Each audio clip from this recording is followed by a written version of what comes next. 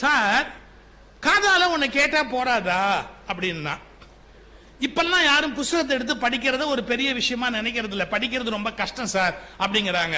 வாட்ஸ்அப்ல இத்தனோண்டு ஒரு தகவல் வருது, இல்ல ஷார்ட்ஸ் அப்படின்னு யூடியூப்ல இத்தனோண்டா வருது. எவ்வளவுக்கு எவ்வளவு அது சுருக்கமா இருக்கோ அவ்வளவு கூட பரவாயில்ல அப்படின்னு சொல்லி கொஞ்சம் கொஞ்சம் படிக்கிறாங்க. தயவு செய்து ஒண்ணு சொல்றேன், ஒரு புத்தகத்தை நீங்க முழுக்க படிச்சா மட்டும்தான் அதனுடைய ஆசிரியர் இதயத்தால் என்ன நினைக்கிறார்னு கண்டுபிடிக்க முடியும். நடுவுல ஒரு 2-3 வார்த்தையை அப்படி அப்படியே எடுத்துக்கிட்டே போனீங்கன்னா அதனுடைய நியாயமான பொருள் கிடைக்காது. ஏதோ ஒரு வரி 2 வரியை உருவிடலாம். இன்னைக்கு அதுதான் இந்த நாட்டில் இருக்கிற பெரிய சாபக்கேடு. இந்த ஷார்ட்ஸ் அப்படின்னு எங்க பேச்சிலேயே கூட சார் 2 வரியை வெட்டி போட்டான்னா அவன் எங்களை வெட்டி போட்ட மாதிரி ஆயிப்படும். அவனுடைய நோக்கம் என்னன்னே தெரியாது. நாம ஏதோ ஒரு விஷயத்தை சொல்ல ஆரம்பிச்சிருப்போம், அதுல ஒரு பிட் எடுத்து போட்டா என்ன ஆகுறது சார்? நான் ஒரு பட்டிமன்றத்துக்கு நடுவரா இருக்கிறேன்.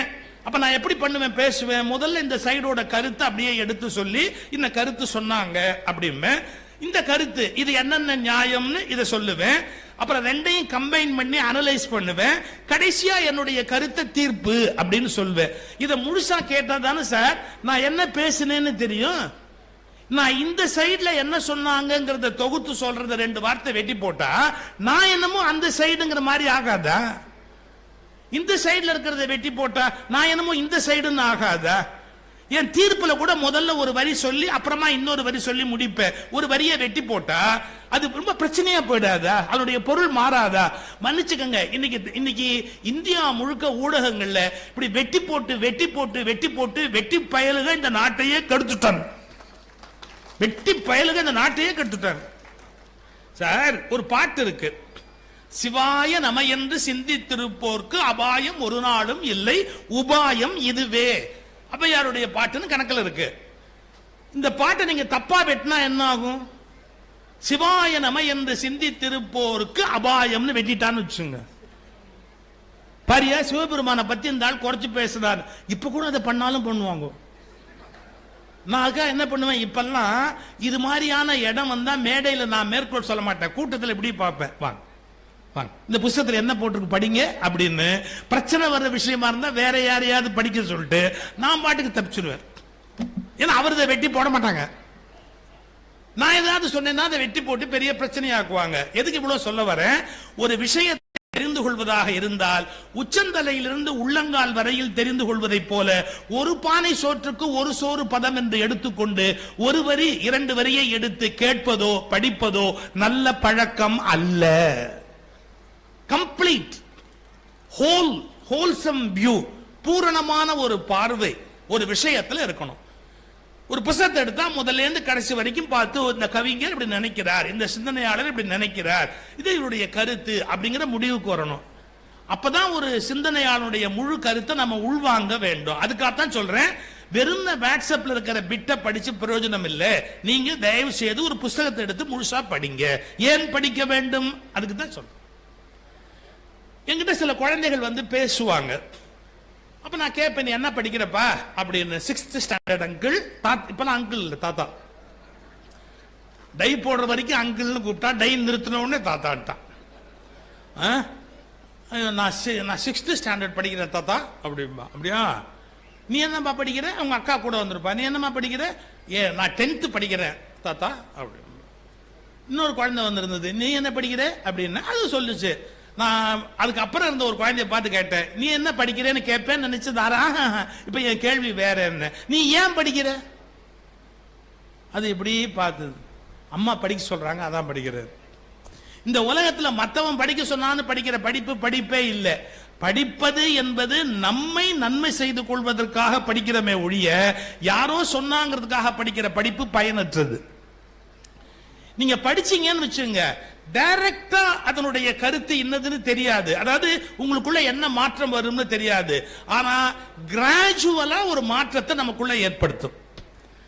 கண்ணுக்கு தெரிஞ்ச அந்த மாற்றம். ஒரு பூ பூக்கிறத நீங்க அப்படியே பார்த்து போட்டோ எடுக்க முடியுமா? எவ்வளவு நேரம் காத்திருக்கணும் தெரியுமா? ஆனா சடனா ஒரு நிமிஷத்துல அந்த பூ அப்படியே போய் ஒரு பூவா மாறும், மொட்டு. அது மாதிரி எப்ப மாற்றம் நிகழும்னு தெரியாது. திருவள்ளுவர் எழுதுறார் பாருங்க, ஒழுக்கமுடையவர்கள் வாய்ச்சொல் எப்போது பயன்படும் என்றால் வாழ்க்கையில் வழிக்கு விழுகிற போது பயன்படும். அது எப்ப பயன்படும் நமக்கு தெரியாது. என்னைக்கோ ஒரு நாள் வந்து அது ஒரு வகையில பயனுள்ளதா இருக்கும். அதனால படிக்கணும், அந்த படிச்சதை உள்ள வச்சிருக்கணும். அது எப்ப பயன்படும் தெரியாது. இதெல்லாம் வேஸ்டா போச்சு. அதெல்லாம் என் நண்பர் ஒருத்தர் சொன்னார், ஆஸ்திரேலியால கங்காருன்னு மிருகம் இருக்குது. அவருடைய 7th ஸ்டாண்டர்ட் புக்ல அந்த பாடம் வந்திருந்தது. அவங்க வாத்தியார்ட்ட ஒப்பிக்கும் போது இவர் அந்த வரியை சொல்லல, முட்டிக்கு முட்டி பேத்துட்டார். அவர் கேட்டார், இந்த கங்காருன்னு ஒண்ணு ஏன் பிறந்ததுன்னே தெரியல சார். எங்க வாத்தியார் கேட்டப்போ எனக்கு அந்த பேர் மறந்து போச்சு. அப்புறம் அடிச்சு அடிச்சு சொல்லு, ஆஸ்திரேலியாவில் கங்காருகள் அதிகமா அடி அடின்னு அடிச்சாரு. 7th ஸ்டாண்டர்ட்ல எனக்கு வந்து நல்ல ஞாபகம் இருக்கு. அந்த வருஷம் முழுக்க வலிக்கிறாப்புல அடிச்சார். நான் இப்படி கஷ்டப்பட்டு தெரிஞ்சுக்கிட்டேன். இன்னைய வரைக்கும் எந்த டெஸ்ட்லயுமே அந்த கேள்வி வரல சார். இதுக்கு எதுக்கு என்ன அடிச்சாருன்னு எனக்கு இன்னைய வரைக்கும் தெரியல. அவர் சொன்னார், 56 வயசாச்சு எனக்கு, இன்னைய வரைக்கும் கங்காரு ஆஸ்திரேலியாவில் இருக்குங்கிறத நான் சொல்றதுக்கு வாய்ப்பே வரல. எவனுமே என்ன கேட்கல, எதுக்கு என்ன படிக்க சொன்னார்னு தெரியல. சில விஷயம் சிலபஸ்ல இருக்கும், அது எப்ப பயன்படும் தெரியாது. ஒருவேளை நீயே அடுத்த ஜென்மத்தில் கங்காருவா பிறந்தா அப்ப உனக்கு பயன்படும். யாருக்கு தெரியும், நம்ம ஆஸ்திரேலியால தான் போய் பிறக்க வேண்டியிருக்கும் அப்படின்னு உனக்கு தெளிவா தெரியறதுக்கு வாய்ப்பு இருக்கும். நம்ம படிக்கிறது எப்ப பயன்படும் தெரியாது, வாழ்க்கையில என்னைக்கு பயன்படும் தெரியாது. ஆனா ஒரு காலகட்டத்தில் அது பயன்படும். சார், பாரதி அப்படின்னு சமஸ்கிருதத்தில் ஒரு கவிஞர் இருந்தார். பாரதி நம்மூர், வடமொழியில பாரதி அப்படின்னு ஒரு கவிஞர் இருந்தார். அவரு எந்த சந்தர்ப்பத்திலும் அவங்க வீட்டில் அவங்க அப்பாவுக்கு ஒரு பழக்கம் உண்டு. என்ன பழக்கம் ஒண்ணுன்னு கேட்டீங்கன்னா, ஓலை நறுக்கு இருக்குல்ல, அதுல நிறைய, அந்த காலத்துல தானே வழக்கம் ஓலையில எழுதி வைக்கிறது, ஓலை சுவடியில அதுல நிறைய விஷயங்களை எழுதி எழுதி எழுதி வீட்டுல செருகி வைப்பார். இடமானத்துல செருகி வச்சிருப்பார் அவங்க அப்பா. இவர் எப்ப பொழுது போலனாலும் எடுத்து ஒன்ன படிப்பாரு, எப்ப ஒன்னு படிப்பாரு. இந்த பாரதி புகழ்பெற்ற கவிஞரா மாறுறார். உலகத்துல வடமொழியில நல்ல கவிஞரா மாறுகிறார். ஆனா அவங்க அப்பா ஒரு நாள் கூட மகனை பாராட்டினதே கிடையாது. என் பையன் நல்ல கவிதை எழுதுவான் அப்படின்னு சொன்னதில்லை. இங்க ஒரு நல்ல தம்பி ஆடின போது அவருக்கு ஏதோ உடல் நல்ல சிரமம் இருந்தா கூட அவங்க அப்பா அன்பா வளர்க்கிறார் பாருங்க. அந்த திறமை வேணும் அப்படின்னு இந்த பிள்ளைய வளர்க்கிறாருல, அந்த அப்பாவுக்கு ஒரு பாராட்டு, அவரை நம்ம வாழ்த்தணும். இவங்க அப்பா பாரதியோட அப்பா எப்படின்னு கேட்டீங்கன்னா, ஒரு நாள் கூட இவன் நல்ல கவிஞன் நல்ல சிந்தனையாளன்னு சொல்ல மாட்டார். சில அப்பாவுக்கு அப்படி ஒரு குணம் இருக்கும். சில ஆம்பளை இருக்கான், சாப்பாடு நல்லா இருக்குன்னு சொல்லாமையே எந்திரிப்பான். அந்த அம்மா பரிதாபமா பார்த்துக்கிட்டு இருப்பாங்க. இந்த பழா போன மனுஷன் ஒரு 10 செகண்டாவது சொல்ல மாட்டானா அப்படின்னு. அந்த ரசத்தை வேற ஆஃப் HP மோட்டர் மாதிரி உறிஞ்சுவான். எல்லாம் ரைட்டு, ஆனா நல்லா இருக்குன்னு மட்டும் ஒன்று சொல்ல மாட்டான். அந்த அம்மா இப்படி யோசிப்பா, பாராட்டாம இடிச்ச புளி மாதிரி உட்காந்துருக்கு.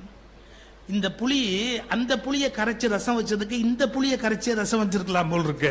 ஒரு வரி நல்லா இருக்குன்னு சொல்ல மாட்டேங்கிறாங்க சார். இன்னைக்கு தெரிஞ்சுக்கங்க, வாழ்க்கையில கூடுமான வரைக்கும் உடனே அக்னாலேஜ் பண்ணணும். இப்போ நான் காரில் போகிறேன், என்னுடைய ஓட்டுநர் நல்லா ஓட்டுறாருன்னா, தம்பி ரொம்ப நன்றி, நல்லா ஓட்டுனீங்க, விபத்து இல்லாமல் அருமையாக ஓட்டுனீங்க, அழகாக குலுக்கல் இல்லாமல் ஓட்டுனீங்க, நன்றி அப்படின்னா ஒன்றும் நஷ்டம் இல்லை. ஆனால் அவருக்கு ஒரு அப்ரிசியேஷன். இது வாழ்க்கையில் ரொம்ப முக்கியமான விஷயம், ரொம்ப முக்கியம். அது வடநாட்டில் இல்லை, மேல்நாட்டில் ஒரு தொழிலதிபர் பெரிய ஆளாக வந்தார் சார், மிகப்பெரிய ஆளாக வந்தார். அவருக்கு பாராட்டு விழா நடத்துற போது பிற்காலத்தில் கேட்டாங்க, நீங்க உங்க வெற்றியின் ரகசியத்தை சொல்லுங்க, எப்படி இவ்வளவு பெரிய ஆளா வந்தீங்க அப்படின்னு கேட்கிறாங்க. அவர் இப்படி யோசிச்சுட்டு சொன்னாரு, நான் காலேஜ் படிக்கிற காலத்துல எங்க அம்மா சமைச்சு எனக்கு பரிமாறுறாங்க, ரொம்ப சுவையா சமைப்பாங்க. ஆனா நான் எங்கேயாவது வெளியே ஓடணும் அப்படிங்கிற வேகத்தில் இருப்பேன், கடன்னு சாப்பிடுவேன், நல்லா இருக்கும் சாப்பாடுலாம். சாப்பிட்டுட்டு வாஷ் பேசின்ல போய் அப்படியே கையை டக்குன்னு வேகமா கழுவிட்டு பைக் எடுத்துட்டு வெளியே போகணும் அப்படின்னு ஓடுவேன், வெளியே போவேன். ஒரு நாள் அப்படி நான் சாப்பிட்டுட்டு கை கழுவுற போது எங்க அம்மா கிட்டக்க வந்து இப்படி தோலை தொட்டுட்டு, இன்னைக்கு சாப்பாடு வாய்க்கல் இல்ல, நல்லா இல்ல, ரொம்ப மோசமா இருக்குல்ல அப்படின்னு அம்மா கேட்டாங்க. போமா, நல்லா இருக்கு, உன்ன மாதிரி ஒரு குக்கு உலகத்துல பார்க்க முடியுமா, எவ்வளவு பிரமாதமா சமைக்கிறேன்னு. நல்லா இருந்ததுமா, நீ சொல்லலையேப்பா,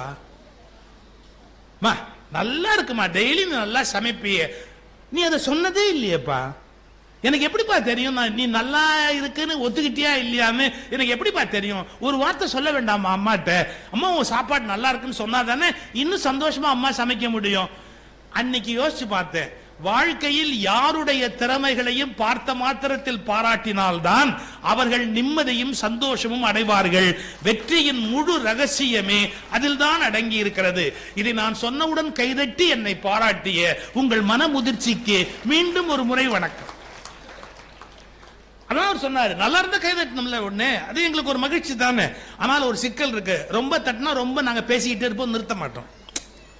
அதெல்லாம் நீங்களும் யோசிச்சு யோசிச்சு தட்டுறீங்க. ஒருவேளை நம்ம நிறுத்தாம தட்டினா இவரு நிறுத்தாம பேசிட்டார், ஒன்னும் கவலைப்படாதீங்க. நைட்டே நான் போறப்ப சென்னை கார்ல போறேன், அதனால ரொம்ப நேரம் பேச மாட்டேன். ஒரு பக்கம் இருக்கட்டும். இப்ப நம்ம கதை இதுக்கு வருவோம், கதைக்கு. பாரவி இவனுக்கு அப்பா மேல ஆத்திரம். ஏன்னா அப்பா எப்பவுமே ஒரு தடவை கூட இவனை பாராட்டினதே கிடையாது. அம்மா கூட பாராட்டுவா, அவன் நல்ல கவிஞன், எங்க ஒரு வார்த்தை சொல்லக்கூடாதா பிள்ளைய அப்படின்னு பேசாம இருப்பார். கிடைச்சான் கிழிக்கிறான் போ, கிழிச்சான் போ அப்படின்ட்டு போடுவார் அவங்க அப்பா. இவனுக்கு கோவம் வந்துருச்சு சார், அப்பாவை போட்டு தொல்லுன்னு முடிவு பண்ணிட்டான். பாருங்க எப்பேற்பட்ட கோபம் பாருங்க. இந்த ஏஐன்னு வந்திருக்கு பாருங்க, ஆர்டிபிஷியல் இன்டெலிஜென்ஸ். அதுல ஒரு பையன் கேட்கறான், ரொம்ப அப்பா சொன்னதெல்லாம் கேட்க மாட்டேங்கிறாரு, எனக்கு ரொம்ப சங்கடப்படுத்துறார் அப்படின்னா. ஆப்ஷன் ஏ கொலை செய்யலாம், ஆப்ஷன் பி விஷம் கொடுக்கலாம், ஆப்ஷன் சி அவரை முடிந்தால் அவரிடமிருந்து பிரிந்து நீங்கள் வேறு இடத்துக்கு போகலாம். அது இப்ப எல்லாம் யோசனை சொல்ல ஆரம்பிச்சிருச்சு. இப்ப என்ன பண்ணாரு, அப்பாவை கொலை பண்ணணும்னு முடிவு பண்ணிட்டார் சார். ஒரு குருவாளை இப்படி பாருங்க, இப்படி உருவிக்கிட்டு இடுப்புல வச்சுக்கிட்டு வர்றாரு. வீட்டுக்குள்ள அம்மாவும் அப்பாவும் பேசிக்கிட்டு இருக்கிறாங்க, ஊஞ்சல்ல உட்காந்து பேசிக்கிட்டு இருக்கிறாங்க அவங்க ரெண்டு பேரும். இவன் பின்னால நின்னவரு அப்படியே போய் அப்பாவை கொல்லணும்னு பாருங்க, இந்த வாளை இப்படி வேகமா அப்படி எடுத்தாரு. அப்படி எடுக்கிற போது மேல இருந்து ஒரு ஓலை, எல்லா இடத்துலயும் வச்சிருப்பாரு பாருங்க, ஒரு ஓலை கவிதை துண்டு விழுந்தது. அதை எடுத்து, இவன் புலவன் இல்லையா, ஆசைனால என்ன இருக்கு அப்படின்னு படிச்சு பார்த்தான். எந்த விஷயத்தையும் செய்வதற்கு முன்பாக ஒரு தடவைக்கு 2 முறை யோசித்து செய்யவும் இருந்தது. எதை நீ செய்வதாக இருந்தாலும் ஒரு முறைக்கு 2 முறை யோசித்து பிறகு செய் அப்படின்னு.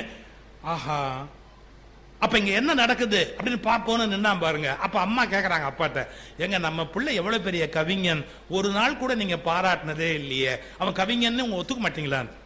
பொடி அசடு, அவன் எவ்வளவு பெரிய உலக மகா கவின்னு எனக்கு தெரியும், அவன் எப்பேற்பட்ட கவிஞன்னு எனக்கு தெரியும். நான் பாராட்டிட்டேன்னா அதுதான் எல்லைன்னு நின்னுடுவாண்டி.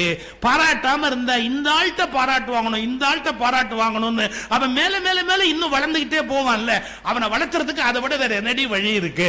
அவன் இன்னும் உலகம் முழுக்க பாராட்டப்படணுங்கிற ஆசையினாலதான் இன்னைய வரைக்கும் நான் பாராட்டினதே இல்லைன்னு. இவன் கொன்னு இருந்தா அவன் உடனே வெக்கப்பட்டான். அந்த பாரவி, இது நடந்த கதைங்க, வடமொழியில. நேரா போய் அப்பா அம்மா காலில் விழுந்து என்ன மன்னிச்சிருங்க அப்படின்னா. ஏன்பா உன்னை எதுக்குப்பா மன்னிக்கணும்? இல்ல நீங்க என்ன பாராட்டவே இல்லைங்கிறதுக்காக உங்களை கொல்லணும்னு நான் முடிவு பண்ணி இன்னைக்கு எப்படியாவது உங்களை போட்டாடுறதுன்னு முடிவு பண்ணேன். இவ்வளவு பெரிய பாவம் பண்ண நான் உயிரோடு இருக்க கூடாது, நான் என்ன ஏதாவது குத்திட்டு சாக போறேன். அப்பா எஞ்சி கையை பிடிச்சார், போட மாட்டேன், இல்ல எனக்கு ஏதாவது தண்டனை கொடுக்கணும், நீங்க கண்டிப்பா தண்டனை கொடுக்கணும், அப்பாவே கொல்லணும்னு நினைச்சேன், எனக்கு நீங்க தண்டனை கொடுங்க அப்படின்னா. நான் இப்ப தண்டனையை சொன்னா நீங்க நம்ப மாட்டீங்க. அவங்க அப்பா தண்டனை கொடுத்தார். என்ன 3 மாசம் மாமனார் வீட்டுல போய் இருந்தார். இது அப்படியே கதை இருக்குது. 3 மாசம் மாமனார் வீட்டுல போய் தண்டை சோறு தின்ட்டு வா பாருங்க. 3 மாசம் மாமனார் வீட்டுல போய் வெறும் சோறு திங்கிறது ஒரு கொலை செஞ்சுக்கிற அளவுக்கு ஒரு அவமானமான விஷயம், தண்டனை அப்படின்னு அந்த நீதி நூல்ல குறிப்பு இருக்குது. இப்போ இதெல்லாம் நம்ம படிக்கணுமா இல்லையா? எவ்வளவு இந்த அருமையான தகவல்கள் புத்தகத்தில் இருக்கு, நீதி நூல்கள்ல இருக்கு. அது எதையுமே நம்ம படிக்கல அப்படின்னா. அறம் சார்ந்த நூல்கள், காப்பா அரவாணன்னு ஒருத்தர் தமிழ் அற இலக்கியங்களை எல்லாம் தொகுத்து, நீங்க ஆத்திசூடி, கொன்றைவேந்தன், என்னென்ன உண்டோ, நீதி வெண்பா எல்லாத்தையும் தொகுத்து ஒரு புத்தகம் போட்டிருக்காரு சார். காப்பா அரவாணன் பெரிய புத்தகம். தமிழ்ல எவ்வளவு அறநூல்கள் இருக்கிறது அப்படிங்கிறதுக்கு. அது மாதிரி அறநூல்களை எடுத்து படிக்கணும். படிக்கிற போது முழுசா படிக்கணும். துண்டு துண்டா அப்படியே படிச்சுட்டு விட்டுறக்கூடாது, அரைகுறையா படிச்சுட்டு விட்டுறக்கூடாது. படிப்பு என்ன செய்யும்னு நீங்க கேட்பீங்க. ஆபிரகாம் லிங்கன் புத்தகம் படிக்கிறது ரொம்ப ஆர்வம் உடையவர். ஒரு புத்தகம் வேணுங்கிறதுக்காக 60 மைல் போவார். நீங்க அவர் வரலாறு எடுத்து படிச்சா ஒரு அதிசயமான செய்தி இருக்கு. 32 மைல் நடந்து போய் ஒரு புத்தகத்தை பெற்றுக்கொண்டு வந்தார். ஏன்னா அவருக்கு வறுமை இருந்தது. வறுமையினால அவரால் வாகனத்துக்கு செலவு பண்ணிட்டு போக முடியாது. அதனால காலால நடந்தே போய் 32 மைல் ஒரு புத்தகத்தை வாங்கிட்டு வரதுக்காக ஒரு நண்பர்கிட்ட இருந்து அவர் நடந்து போயிட்டு வந்தார். போதுமா? அவ்வளவு ஆர்வம் உடையவர் ஆபிரகாம் லிங்கன். ரொம்ப சாதாரண எளிய குடும்பத்தில் தாழ்ந்த நிலையிலே பொருளாதார ரீதியா அதில் பிறந்தவர். ஆனா அமெரிக்க வரலாற்றிலேயே தன்னிகர் இல்லாத தலைவராக உயர்ந்தவர் ஆபிரகாம் லிங்கன். ஒரு பெரிய அதிசயம் அவரோட. சார் சரியா சொன்னா அவங்க அப்பா செருப்பு தைச்சிருக்காரு சார். அவங்க அப்பா செருப்பு தைச்சிருக்கிறார். அவ்வளவு ஏழை ஆபிரகாம் லிங்கனுடைய அப்பா. அது ஒரு பக்கம் அப்படியே இருக்கட்டும். அதை பத்தி ஒரு சம்பவம் என் பேச்சுல சொல்லி இருக்கிறேன். எப்பாவது நீங்க முடிஞ்சா கேட்டு பாருங்க. இந்த ஆபிரகாம் லிங்கன் புஸ்தகம் படிக்கிறதா பைத்தியம். அவரு அந்த புஸ்தகத்தை என்னேரமும் படிச்சுக்கிட்டே இருப்பார். ஏதாவது ஒரு புஸ்தகத்தை. ஒரு ஒய்ஃபுக்கு இதை விட கடுப்பான விஷயம் இருக்க முடியும்? என்ன பார்த்தா லூசு மாதிரி புஸ்தகம் படிச்சுக்கிட்டே இருக்கு இந்த ஆளு. பைத்தியம். எப்ப பாரு புஸ்தகம் புஸ்தகம் புஸ்தகம் புஸ்தகம் அப்படி. பாரதிய காசிக்கு போன போது 50 ரூபாய் என்னமோ பணம் கொடுத்தாங்க. 50 ரூபாய்க்கு புஸ்தகம் வாங்கிட்டு வந்துச்சு. எது? வண்டி நிறைய. செல்லம்மாக்கு எப்படி இருக்கும்? ஒரு புடவை வாங்கணும் ஒய்ஃபுக்கு, ஒண்ணுமே நினைப்பல, வண்டி நிறைய புஸ்தகமா வாங்கிட்டு வந்தாரு. ரொம்ப அறிவாளியோட பொண்டாட்டியா இருக்கிறவங்க பண்ண பாவம் இருக்கு, அது பாவத்துல பெரிய பாவம், இன்க்ளூடிங் மை ஒய்ஃப். ஏன்னா நாம விபரீதமா திங்க் பண்ணுவோம், அவங்களுக்கு பத்திட்டு வரும். இப்ப நான் வெளியில போகும்போதே எங்க போனாலும் மண்டகப்படின்னு பேரு, ஒவ்வொருத்தரா நின்று போட்டோ எடுப்பாங்க, பேசுவாங்க. அவங்க என்னங்க பண்ணுவாங்க? பரிதாபமா இப்படியே நிற்பாங்க. எப்ப முடிஞ்சு எப்ப கார்ல ஏறி எப்ப வீட்டுக்கு போய் ஐயோ இந்த ஆளை கட்டிக்கிட்டு நினைப்பாங்களா இல்லையா? ஆபிரகாம் லிங்கன் மனைவிக்கு ஒரு வருத்தம். இந்த ஆளு லூசு பாரு எப்பவும் புஸ்தகம் படிச்சுட்டு இருக்காரு பாருங்க. நேரா போய் வெடுக்குன்னு அந்த புஸ்தகத்தை பிடிச்சு அப்படி தூக்கி அந்தாண்ட அடிச்சு, என்னத்தை கட்டீங்க? எப்ப பார்த்தாலும் புஸ்தகத்தை படிச்சுக்கிட்டே இருக்கிறது. இந்த புஸ்தகம் படிக்கிறீங்களே, 10 ரூபாய் உங்களுக்கு சம்பாதிக்குமா? அந்த புஸ்தகம் படிக்கிறீங்களே 10 ரூபாய் சம்பாதிச்சு கொடுக்குமா? லிங்கன் பதில் பாருங்க. 10 ரூபாய் எப்படி சம்பாதிப்பது என்பது எனக்கே தெரியும். ஆனால் சம்பாதித்த பிறகு எப்படி பண்போடு வாழ்வது என்பதை இந்த புத்தகம் எனக்கு கற்றுக் கொடுக்கும். 10 ரூபாய் சம்பாதிக்கிறது கற்றுக் கொடுக்குவானா? அது எனக்கே தெரியுமே. நான் எப்படி நல்லா வாழணுங்கிறது அது கற்றுக் கொடுக்குமே. நீங்க நல்ல பேச்சோ நல்லதோ கேட்கும் போது கூட அது பயனுடையதா இருக்கும், வாழ்க்கையில பெரிய மாற்றத்தை உண்டு பண்ணும். வாரியார் சாமிகள் ஒரு கதை சொல்வார். கிருபானந்த வாரியார் சாமி ஒரு கதை சொல்வார். எப்படின்னா, கிராமத்தில் 10 நாள் ராமாயணம் மகாபாரதம் இதெல்லாம் சொற்பொழிவு நடக்கும். ஒரு பயலுக்கு ஒன்றும் தெரியாது, எதுவுமே ராமாயணமும் தெரியாது மகாபாரதமும் தெரியாது, கேட்கணும் அப்படிங்கிற ஆசையில போய் உட்காந்துக்குவான். அவன் பாட்டுக்கு போய் ஒன்றும் சாஞ்சி அப்படியே பேசாம உட்காந்துருப்பான். திரும்பி வீட்டுக்கு வருவான். அவன் ஒய்ஃப் ரொம்ப கோபத்துல கேட்டா, 10 நாள் ராமாயணம் போயிட்டு வந்தியே, என்ன பிரயோஜனம்? கதை தெரியுமா உனக்கு? ஏதாவது புரிஞ்சுதா? போய் போய் உட்காந்து வந்தியே, உனக்கு ஏதாவது பிரயோஜனம் இருக்குதா? மூளை இருக்குதா உனக்கு? அப்படி விடு, எனக்கு என்னமோ பொழுது போல அங்க போய் உட்காந்து ராமாயணம் கேட்டப்ப உனக்கு என்ன வேணும் சொல்லு. இவன் எவ்வளவு பெரிய மடையன்னு நிரூபிக்கிறதுக்கு அவன் என்ன பண்ணா பாருங்க, வீட்டுல சாணி அல்ற கூட இருக்கும்ல, மூங்கில் பெரம்பு கூட, அந்த கூடையை எடுன்னா எடுத்தான். அந்த தொட்டி தண்ணி இருக்குது இல்ல, கிணத்து தண்ணி, அதை எடுத்துட்டு வந்து இந்த தொட்டியில ஊத்து. அப்படி எதுல? பெரம்பு கூடையில தண்ணி எடுத்து வந்து ஊத்து. அப்படி அவன் பாருங்க, கொஞ்சம் கூட அவனுக்கு அறிவு கிடையாது. நேரா போனா தண்ணி எடுத்து அந்த இதுல கூடையில ஒழுகுது, அது பாட்டுக்கு எடுத்துட்டு வந்தான். ஒண்ணுமே இல்லைங்க. கடைசியில் திரும்பி போறான், அவன் பாட்டுக்கு எடுத்துட்டு வரான். 10 தடவை போயிட்டான். நிறுத்தின 10 தடவை போய் போய் கிணத்துல தண்ணி அரைச்சு ஊத்தினே, ஏதாவது ஒரு சொட்டு நிக்குது? நிக்கல. ஓ மூளை தான் 10 நாள் பேச்சுக்கு போனிய, ஏதாவது ஒரு வரி உன் மண்டையில நிக்குமா? நிக்காது. அப்புறம் எதுக்கு அனாவசியமா நீ இந்த வேலையை பண்ண? அவன் சொன்னா ஒரே ஒரு வார்த்தை, இந்த வாளி தண்ணி இதுல ஊத்தின போது இந்த சாணி கூட எவ்வளவு பச்சையா அசிங்கமா கருப்பா இருந்தது. இப்ப 10வது வாளி தண்ணி ஊத்தும் போது இது எப்படி இருக்குது? பல பல பல பலன்னு சுத்தமாயி இருக்குது. தெரிஞ்சோ தெரியாமையோ நல்லதை கேட்டு வச்சா அது தெரிஞ்சோ தெரியாமையோ நம்மள சுத்தம் பண்ணிடும். நிக்கல, தண்ணி உள்ள போய் நிக்கல, ஆனா சுத்தம் பண்ணுது. இன்னும் கூட அப்படி உங்களுக்கு நிக்காம இருக்கிறது, மக்களுக்கு நிக்காம இருக்கிறது பேச்சாளனுக்கு லாபம். உங்களுக்கு எல்லாம் கரெக்டா ஞாபகம் இருந்தா அடுத்த வருஷம் அதையே பேச முடியாது. போன வருஷமே பேசிட்டியே அப்படிம்பீங்க. யூடியூப்ல அங்க கேட்டமே, நாமக்கல் புத்தக கண்காட்சியில பேசினியன்னு கொண்டே போடுவீங்க. இப்போ நிக்கலன்னு வச்சுங்க, அதே பேசுவோம். சோ எங்களுக்கு லாபம், உங்களுக்கு லாபம், அதுல ஒன்றும் பெரிய நஷ்டம் இல்லை. ஆனா ஒண்ணு மட்டும் தெரியணும், தெரிஞ்சோ தெரியாமலையோ 100 தடவை திருக்குறள் ஒருத்த படிச்சு வச்சான்னு சொன்னா அவனை அது எப்போது காப்பாற்றும் என்று தெரியாது. என்றாவது ஒரு பேராபத்து வருகிற போது ஏன் படிக்க வேண்டும்? படித்தது ஆபத்து காலத்தில் காப்பாற்றும். எவ்வளவு பெரிய விஷயங்கிற படிச்ச என்னையோ படிச்ச விஷயம் அது வந்து அப்படியே டக்குன்னு நிற்கும். நாங்க கார்ல வரும்போது சிறுகூடல் பட்டின்னு அந்த ஆரோ பார்த்த போதே எனக்கு கொஞ்சம் ஒரு மனசுல ஒரு கிளுகிழுப்பு. ஆஹா, கவியரசு கண்ணதாசனுடைய ஊராச்சே சிறுகூடல் பட்டி உமையே அப்படின்னு பாடி அவர் மகிழ்ந்திருக்கிறாரே அப்படின்னு மனசுல நான் நினைத்து கொண்டு கண்ணதாசனுடைய நினைவுகளோடு தான் அவர் சிவகங்கை சீமைன்னு படம் வேற எடுத்தாரு. அவருடைய நினைவுகளோட தான் இந்த சிவகங்கை மண்ணை நான் மிதித்தேன். அவரை நன்றாக அருமையாக நம்முடைய கண்முன்பு கொண்டு வந்து நிறுத்தினார் சிவகுருநாதன் அவர்கள்.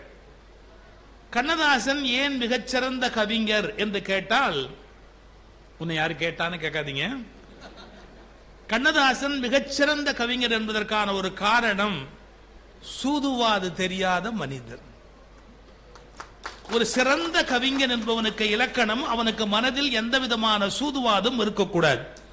சூதுவாது உள்ளவர்கள் வெவ்வேறு பதவிகளுக்கு போக முடியுமே ஒழிய ஒரு நாளும் கவிஞர்களாக இறகு விரிக்க முடியாது. அவரை பற்றி ஒரு வார்த்தை நான் என்னுடைய பேச்சில் சொல்லியிருக்கிறேன், ஆறடி வளர்ந்த அப்பாவித்தனம். ஆறடி வளர்ந்த அப்பாவித்தனம், அதாவது எந்த விஷயத்தையும் மனசுல வச்சுக்க தெரியாது.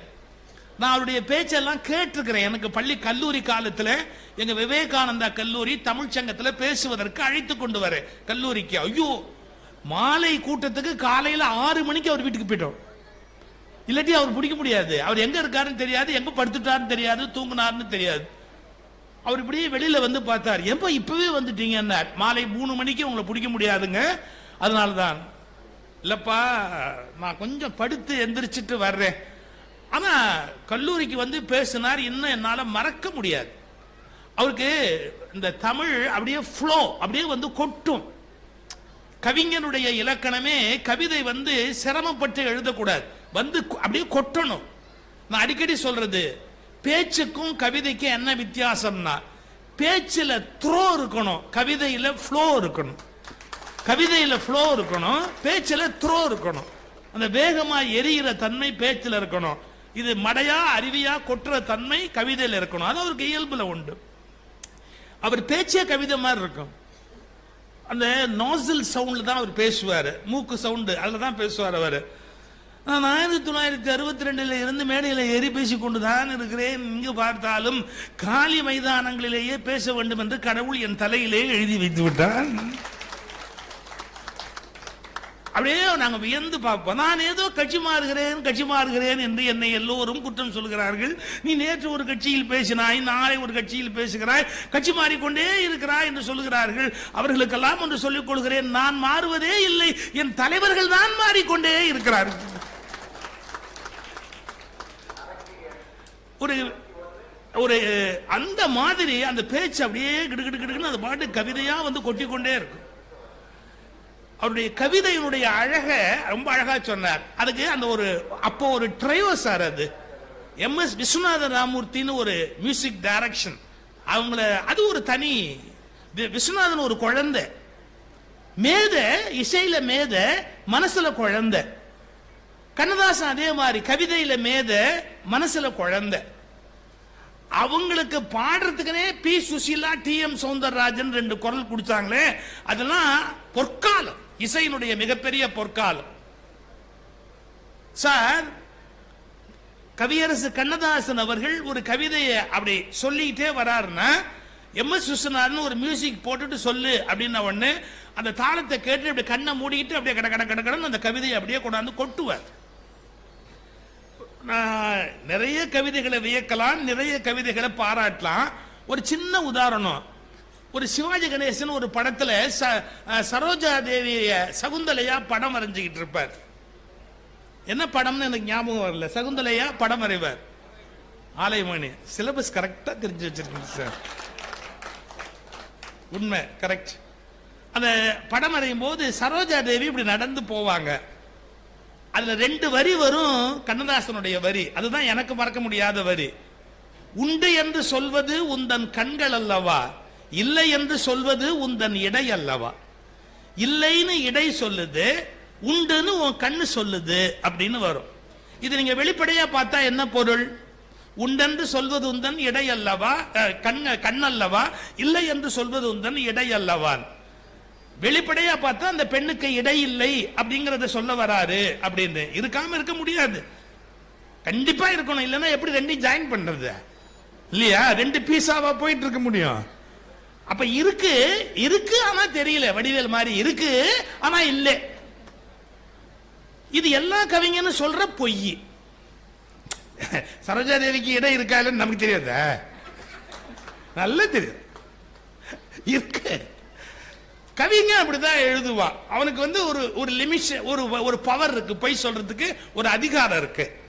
ஆனா இவன் எவ்வளவு பெரிய கவிங்கிறதுக்கு அடையாளம் தெரியுங்களா? இல்லைன்னு சொல்ற கற்பனையை மட்டும் சொல்லலீங்க. சரோஜா தேவி நடந்து காட்டுவாங்க, அப்படியே படம் வரைஞ்சுக்கிட்டே இருப்பார் சிவாஜி கணேசன். இந்த பாட்டை நீங்க இப்ப கேட்டீங்கன்னா,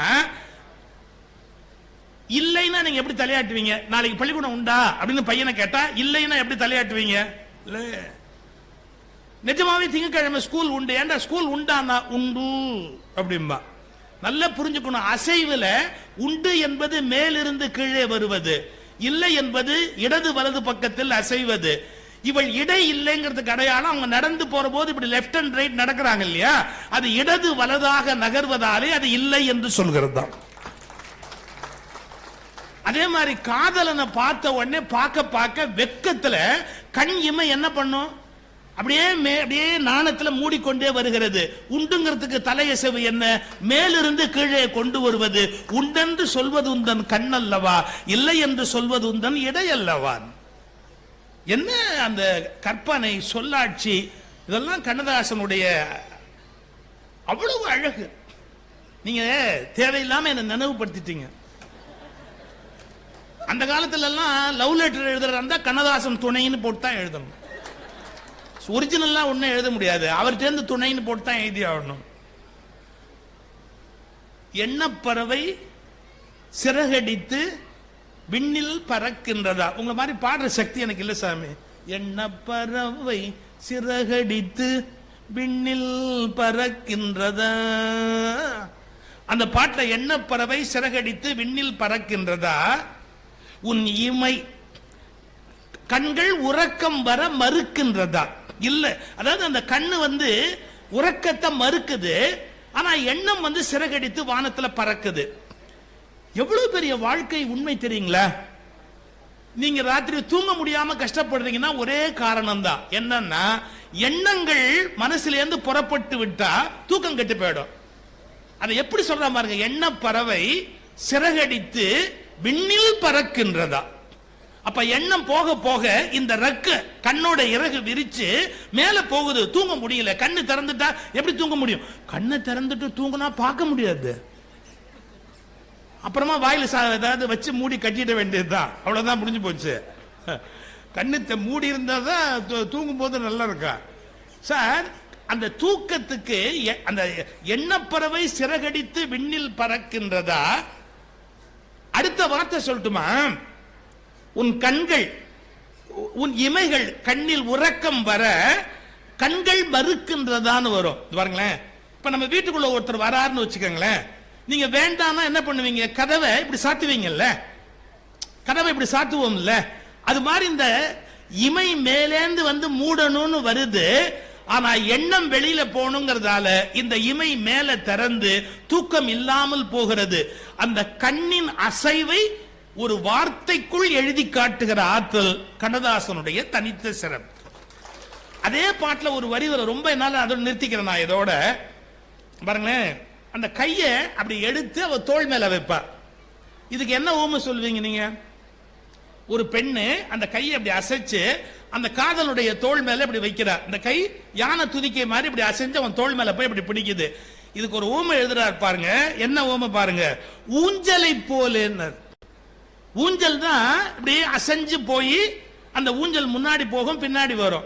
அது மாதிரி இந்த கை ஊஞ்சலை போலே உன் தோள்களை தழுவ அப்படின்னு அந்த வார்த்தை வரும். எனக்கு முழு பாட்டு இப்ப ஞாபகத்துக்கு வரல, விட்டு விட்டா ஞாபகம். பள்ளிக்கூடத்துல இருந்து விட்டு தானே, நீங்க வேற பீட்டு தப்பா நினைக்காதீங்க. கொஞ்சம் கொஞ்சம் ஞாபகம் இருக்கும், வயசா வயசா மறந்துருது இல்ல. வயசா வயசா மறக்கிறது மாதிரி ஒரு சௌரியம் இருக்கு பாருங்க. பலருக்கு பாதுகாப்பு, எங்களுக்கு இல்ல மற்றவங்களுக்கு பாதுகாப்பு. எதுக்கு திட்ட ஆரம்பிச்சோம்னே தெரியாது, எதுக்கு கோபத்தை ஆரம்பிச்சோம் அதை விட ரொம்ப முக்கியம் எதை தேட ஆரம்பிச்சோம்னே தெரியாது. இதெல்லாம் வயசாக இருக்கிற சௌரியம் அது அப்படியே இருக்கட்டும்.